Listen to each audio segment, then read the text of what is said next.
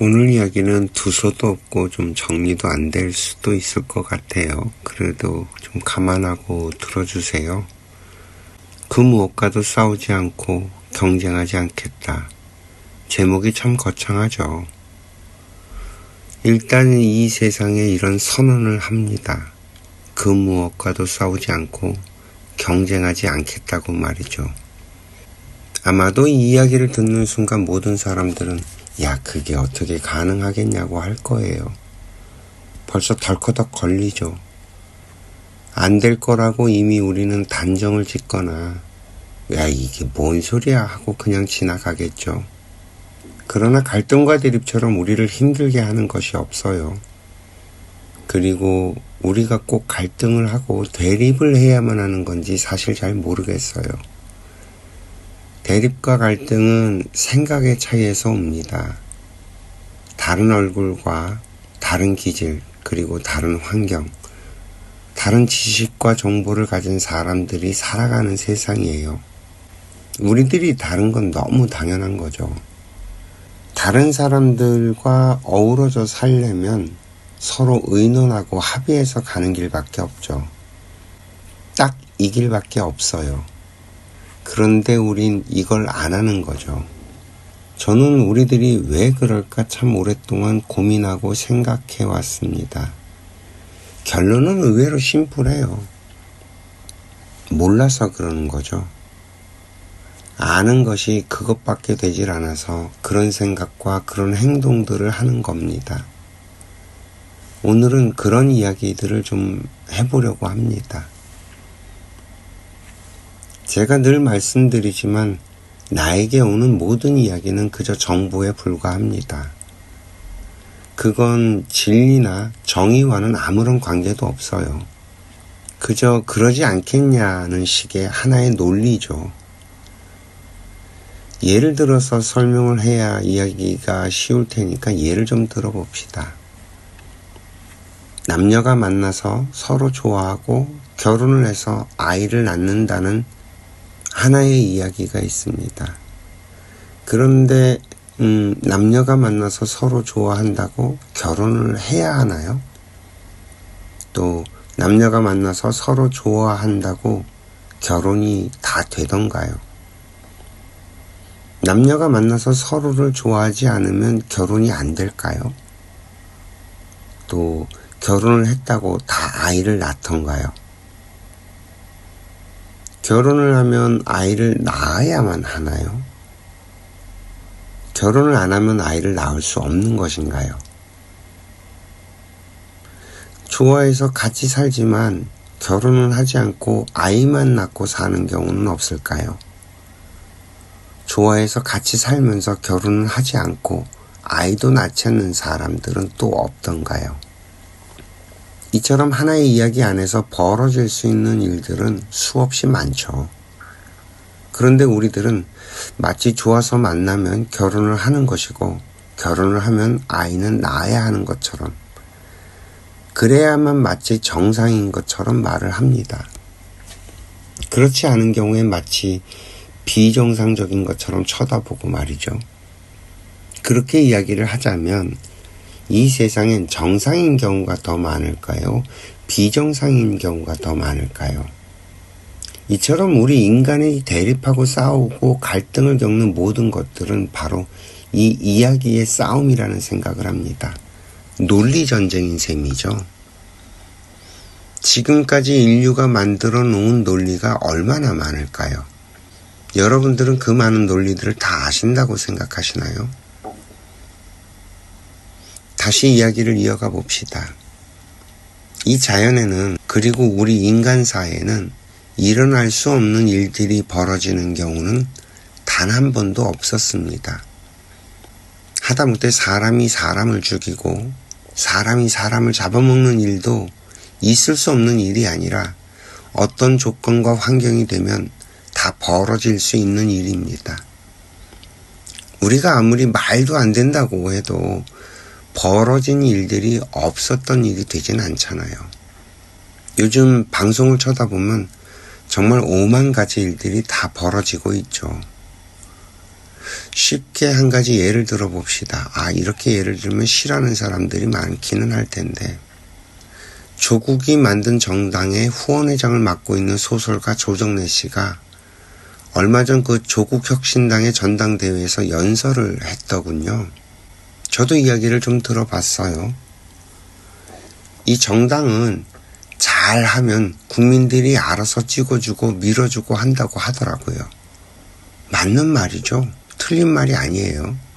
그러면서 현재 우리나라에 당면한 여러 가지 사회 문제들을 거론하고 이런 문제들을 해결하는 정당이 된다면 국민들이 스스로 지지를 하고 국민들의 선택을 받는 정당이 되지 않겠냐고 말을 하더라고요.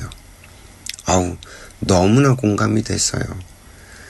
그런 문제들을 해결하는 정당이라면 그게 민주당이든 조국혁신당이든 국민의힘이든 어느 누가 됐든 국민들이 절대적인 지지를 받을 거예요. 이 말은 틀리지 않죠. 그런데 그 당의 당대표라는 조국은 그날 그 자리에서 윤석열 당신은 대통령 자격이 없다고 합니다. 이 말은 이미 조국신당은 조정래 씨가 말하는 정당이 될 수 없다는 것을 그 자리에서 선포한 거나 마찬가지예요. 이유와 과정이 어찌되었든 윤석열 대통령은 공이 이 나라의 대통령입니다. 그 대통령의 자격은 국가의 시스템과 그리고 국민들이 주었어요, 이미. 윤통이 대통령의 자격이 있는지 없는지 그건 조국의 개인의 생각을 드러낼 필요가 없는 얘기예요. 그러나 이걸 전당대회에서 그 말을 한다는 건 조국 신당의 정체성이 그리고 정당의 목표가 국민을 위하는 것에 있지 않고 윤석열 대통령과 싸우겠다는 거거든요. 그러면서 무슨 민생을 걱정해요. 그리고 민생의 문제를 해결을 하고요. 민생 문제를 정말 걱정한다면 그리고 국민을 위한다면 윤석열 대통령과 싸울 게 아니라 협상과 타협을 통해서 만들어가는 겁니다. 우리 인간은 자신의 생각이 결국 말을 만들고요. 행동을 하게 만듭니다. 이 조국의 생각과 말은 자기들 편은 끌어모을 수 있고 그 힘으로 뭔가를 할 수는 있겠지만 그것이 국민들을 위한다는 말은 새빨간 거짓말이라는 반증입니다. 자기들만의 세상을 만들겠다는 거죠. 왜? 국민의 절반이 윤석열 대통령을 지지해서 찍어갖고 대통령이 됐잖아요, 이미. 윤석열을 지지하고 윤석열을 대통령으로 만든 국민은 국민이 아니라는 말입니다.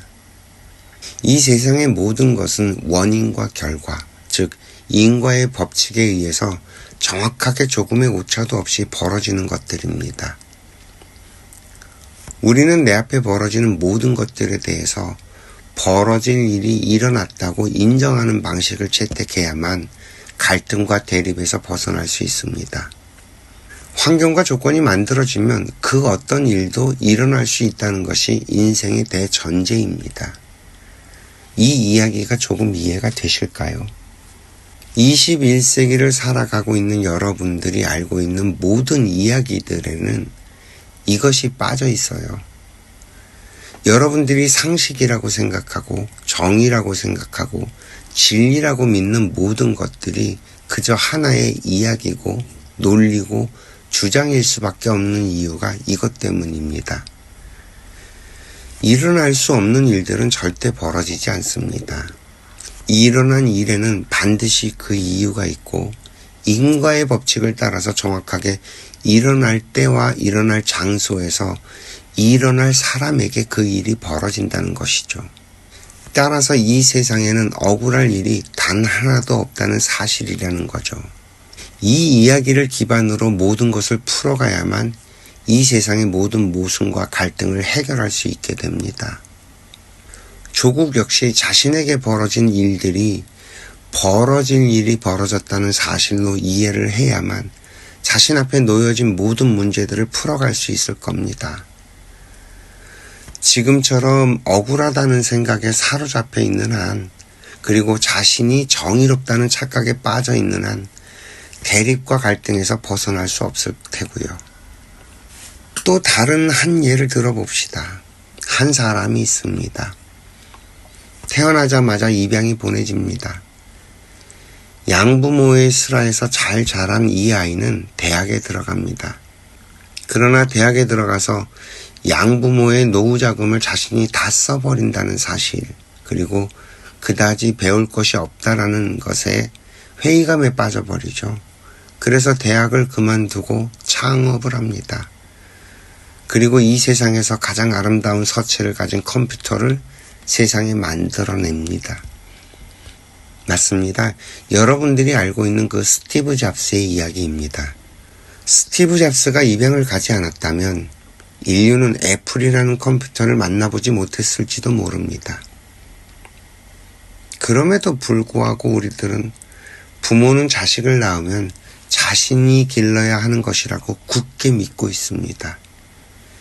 이 거대한 집단 최면은 대한민국 사회를 병들게 하고 있고 말이죠.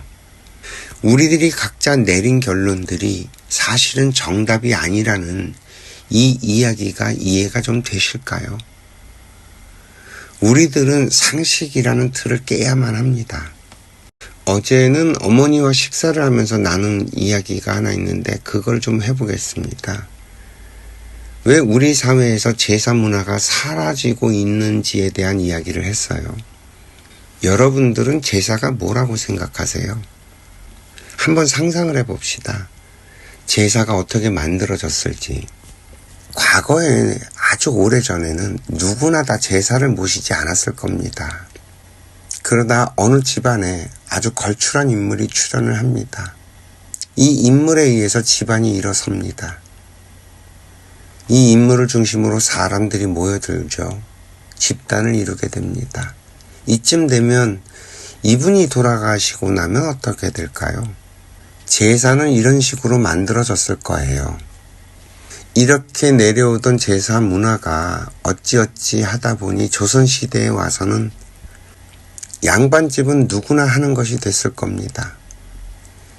양반집이 아닌 사람들이라면 밥술이라도 뜨고 글이라도 알아야 제사를 흉내낼 수 있었겠죠.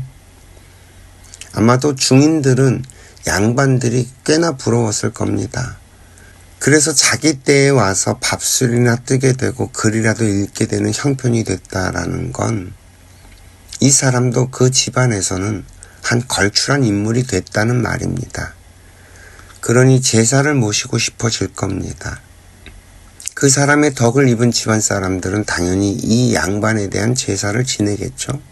이런 식으로 만들어진 이 제사 문화가 일제강점기와 한국전쟁을 거치면서 양반 쌍놈이 다 사라지고 나니 너도 나도 집집마다 제사를 모시게 됩니다. 어느샌가 이 나라의 쌍놈은 다 없어지고 전부 양반집이 되어버렸죠. 또 한 부류가 있었네요. 개신교나 천주교를 믿는 집안들은 제사가 사라졌죠. 어찌됐든 이 나라에서 밥술 좀 뜨게 되면서부터는 가가호호 지내던 제사 문화가 또 언젠가부터는 다시 슬슬 사라지기 시작을 했습니다. 왜 그럴까요? 다들 먹고 살만해지니까 밥술이나 뜨는 거로는 어디 가서 행세를 못합니다. 그걸로는 집안을 일으켰다고 말할 수 없는 거죠. 더군다나 이 나라의 문화가 송두리째 변한 부분이 있습니다. 한국전쟁 이후 우리나라에서는 모든 국민들이 의무교육 혜택을 받을 수 있게 되어서 이 나라에서 태어난 아이들은 의무적으로 학교 교육을 받게 되었습니다. 한번 잘 생각해 보자고요. 과거에는 교육을 어디서 받았을까요? 학교가 없고 학교를 다니지 않았으니 아마도 집안에서 교육을 받거나 마을 어른들을 통해서 교육을 받았을 거예요. 그렇다는 건 내가 마을과 집안 어른들을 위해서 살아가야 할 명분이 충분했다는 얘기죠. 나의 에너지 파장이 집안 어른들과 마을에 맞춰져 있고 또 그렇게 살아갈 수밖에 없는 구조였다는 얘기입니다. 그런데 한국전쟁 이후로는 이 땅에 태어난 사람들은 이야기가 180도로 달라져 버립니다. 학교에서 누구나 똑같은 내용으로 같은 교육을 받게 됩니다. 그런데 이 교육의 내용은 어디에서 왔을까요? 우리가 받았던 그 교육은 바로 서양에서 왔습니다. 서양에서 만들어진 문화, 지식, 정보 같은 것들이 일본을 거쳐서 우리나라로 들어와 우리말로 번역이 되고 해석되어서 우리들이 받아들이고 성장을 했습니다. 당연히 집안이나 마을이 아이들을 교육시키고 성장시키는 것과는 완전히 다른 아주 새로운 세대들이 만들어진 것입니다. 이 사람들은 가정이나 일가 그리고 마을로부터 물려받은 것이 거의 없습니다. 오히려 전 세계 인류들 그리고 이 나라, 이 사회에게서 물려받은 것들이 훨씬 더 많았죠. 아마 거의 모든 것을 그렇게 물려받았을 거예요. 그럼 이 사람들은 어떤 삶을 살아갈까요? 당연히 이 사회를 위해서 살아가는 사람들로 성장을 할 겁니다. 사회 속에서 또 생존을 하고요. 지금 이 시대의 사람들이 점점 개인화가 되어버리는 것은 어쩌면 너무 당연한 일입니다. 우리들이 받은 교육이 그렇기 때문인 거죠. 이 나라가 80년대까지만 해도 그나마 가족 중심이었던 건 그나마 이 나라가 가지고 있었던 사회 전반적인 정서의 힘이었다는 거죠. 이해가 좀 되셨을까요? 그러다 보니 집안의 장례나 제사에는 소홀해도요, 사회적으로 유명한 사람의 장례나 추모, 기일 등에는 참석하는 가령 세월호 추모나 노무현 대통령의 추모 같은 것에 참석하는 아주 기이한 현상이 벌어지고 있습니다. 이런 식으로 점점 제사를 모시는 일이 사라질 거라는 이야기를 어머니와 했습니다. 그러나 이런 것들이 잘못됐다라고 이야기하면 갈등과 대립은 사라지지 않겠죠. 결국 세상과 계속 부딪힐 테고요. 이처럼 달라지고 변해가는 세상에 속앓이 하시는 분들이 많을 겁니다. 특히나 나이 드신 분들. 이분들은 키오스크가 공포라고 하고 더러워서 안 사 먹고 만다고 할 테죠.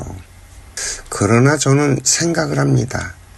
이미 벌어지고 있는 일들은 이미 수없이 많은 이유와 원인들이 모이고 모여서 만들어진 결과물에 불과하다고 말입니다.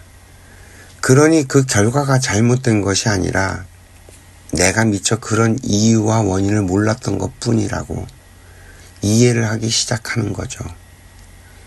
그럼 뭐가 달라지느냐? 세상과 싸우지 않게 됩니다. 그리고 벌어진 결론들을 받아들이는 일이 수월해집니다. 대신 원인을 찾는데 더 많은 시간과 노력을 할 수 있어지죠.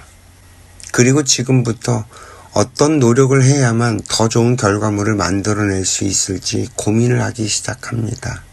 그리고 그런 노력을 하는 거죠. 가령 가족의 해체 현상이 벌어진다면 가족이 어떻게 해야 해체되지 않고 결속력이 만들어질 수 있는지 고민을 하고 노력을 하는 거죠. 일단 그러기 위해서는 상대를 있는 그대로 인정하는 것이 가장 첫 번째입니다.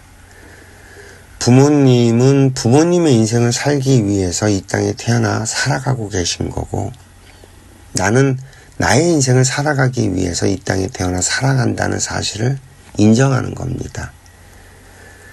부모님 세대는 부모님 세대가 알아야 할 것들과 그래서 부모님 세대가 이해하고 받아들일 수 있는 것들이 반드시 그 한계가 있을 수밖에 없다는 사실을 인정해야 한다는 거죠.